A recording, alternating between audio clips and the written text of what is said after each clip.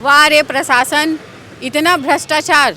एक गरीब का आवाज़ खाने के लिए पूरे प्रशासनिक अधिकारी जुट गए हैं। इसके पहले जब राजकुमार जी ने IGRS किया था तो उसमें जो रामजीत सिंह हैं, जो वहाँ के ब्लॉक के क्या हैं, ISB रामजीत सिंह हैं। हाँ। ADO पंचायत हैं। अच्छा, ADO पंचायत है।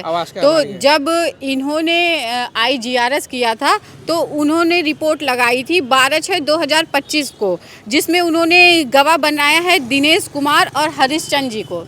फिर जब ये बात इनके गांव के जो दिनेश कुमार और हरीशचंद्र जी हैं उन तक पहुंचती है, उनसे एफिडेविट मांगा जाता है कंफर्मेशन के लिए कि क्या आपने वाकई गवाह दिया है, गवाही की है, तो वो ये कहते हैं कि हमें इसकी जानकारी ही नहीं है कि ये क्या मामला है और इनके खिलाफ मेरा नाम क्यों दिया गया है। जब उन लोगों ने इस मैटर में पढ़ने से साफ मना कर दिया कि ये व्यक्ति पात्र है, इनके पास आवास नहीं है, इनको दिया जाना चाहिए, तो वो लोग सीधा इस मामले से पीछे हट गए। वो लोग एफिडेविट दिए हैं कि मतलब हम वो लोग उन लोगों ने एफिडेविट भी दिया कि हम लोगों ने साइन नहीं किया है, ऐसी किसी चीज़ की, हाँ, ना हमसे पूछताछ हुई, ना ऐसी किसी चीज़ की जानकारी हमें है। उसके बाद फिर धीरे धीरे कुछ महीने बीतते हैं तो फिर IGRS दूसरी बार किया जाता है। दूसरी बार फिर एक रिपोर्ट लगाई जाती है जो पूरी तरह से फर्जी है।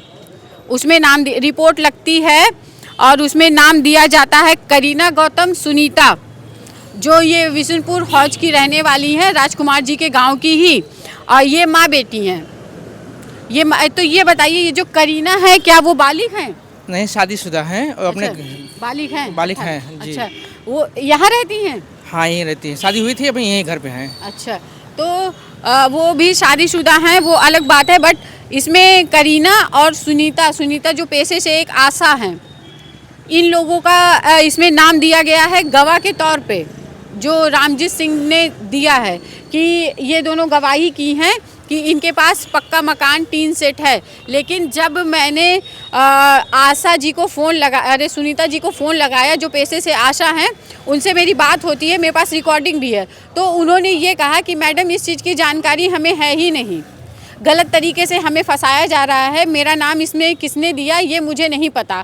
अब मैं यहाँ के प्रशासन से और रामजीत सिंह से ये पूछना चाहती हूँ कि बार बार इनके पीछे पड़ना बिना किसी रीज़न के और बार बार गलत रिपोर्ट लगाना बिना जो गवाहदार तैयार ही नहीं है, जिसको पता ही नहीं है इस मामले की जानकारी, बार बार उसका नाम इनके पीछे लगाना कि हाँ ये गवाह है, इसका क्या मामला है।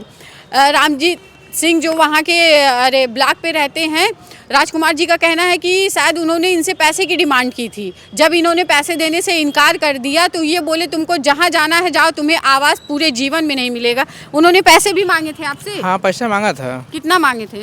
लगभग 20,000 रुपये कहे थे कि 20,000 रुपये दोगे हो जाएगा। तो फिर आपने क्या कहा?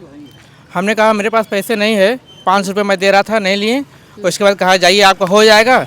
यहाँ एप्लीकेशन पे जो IGRS कर रहे हैं उस पर निस्तार दिखा रहे हैं कि आपका। लगभग ये क्या महीने की बात है जब आपसे वो पैसे मांग रहे थे? मई में हुआ था सर, मई में। अच्छा, मई में जी। मतलब धीरे धीरे ये साल भी खत्म होने वाला है। हमको फ़ोन करके बुलाएं कि आइए आपके घर चलेंगे देखने के लिए कि आपका क्या सिलसिला है।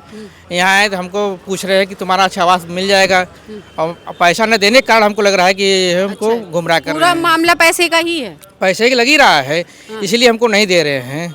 अगर पैसा होता तो आवास मिल जाता? पैसा होता तो मिल जाता, पैसे नहीं होने के कारण इसीलिए हमको खाली कचहरी दौड़ा जा रहा है और ब्लॉक पर दौड़ा जा रहा है। मैं ऐसा कोई अधिकारी के जो कि एप्लीकेशन जहाँ हमारा नहीं पहुँचा हो। अच्छा। मैं न्यूज़ पे चलवाया, पेपर में छपवा चुका हूँ, और उसके बाद जो है खबर चल चुकी है, फिर चलवा रहा हूँ।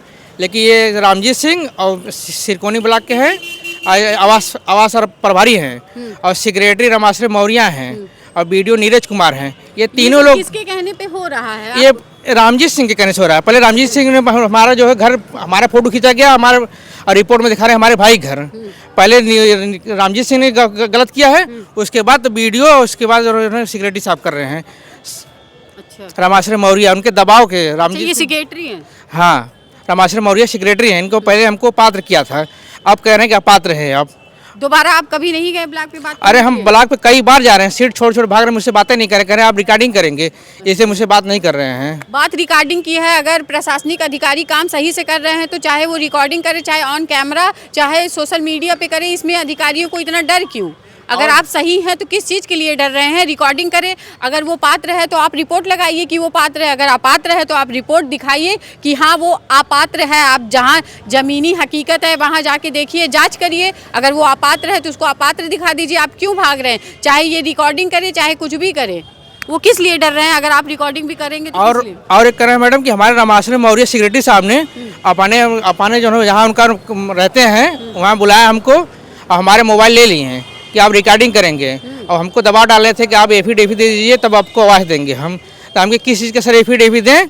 कहा कि पहले आप तुम एफिडेविट दे दो कि हम कहीं एप्लीकेशन नहीं देंगे। हमको ठीक है सर, जैसा कर हम देंगे। कहाँ कचहरी से ज़्यादा जाइए, सादा स्टाम्प पे लिखवा के लेके आइए।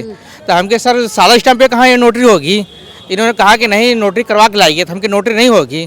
तो कहा ठीक है, 6 स्टाम्प लेके आइए, हम जो लिख के देंगे उसके आधार से चलिएगा। तो हमके ठीक है, हम एफिडेविट देने के लिए तैयार हो गए थे कि हमारा आवास बन जाना चाहिए, लेकिन आज तक कुछ भी नहीं किया। रामाश्रम मौर्य भी नहीं कुछ कर रहे हैं। आपने एफिडेविट नहीं दिया? नहीं, जो हमारा कुछ काम नहीं अगर आप एफिडेविट दे देते तो फर्जी तरीके से फिर उस पे आपका साइन वाइन लेके उस पे और कुछ लिख देते। हाँ, इसीलिए हमको जो है खैर दौड़ा रहे हैं। 1 साल हो गया है लगभग। डीएम महोदय, आप भी थोड़ा इस चीज़ को संज्ञान में ले लीजिए। 2 बार ये इंसान खबर भी चलवा चुका है, परेशान हो गया है। आप इसको संज्ञान में लेके कार्रवाई इस पे क्यों नहीं कर रहे हैं? मेरी आपसे विनम्र विनती है कि आप इसको संज्ञान में लें और तत्काल कार्रवाई करवाएं। मैं यहाँ की जनता से अपील करना चाहती हूँ कि मैं QR कोड इस पे अपलोड करूँगी। यहाँ की जनता से मेरी यही अपील है कि प्लीज़ आप लोग आगे आएँ और इनकी मदद करें। जिसके पास जितनी धनराशि है सहयोग करें। मैं जनहित याचिका हाई कोर्ट में दाखिल करना चाहती हूँ और यहाँ के प्रशासनिक अधिकारी जो हैं मैं उनसे यही दरख्वास्त करूँगी कि आप स्वयं जाके जांच करें।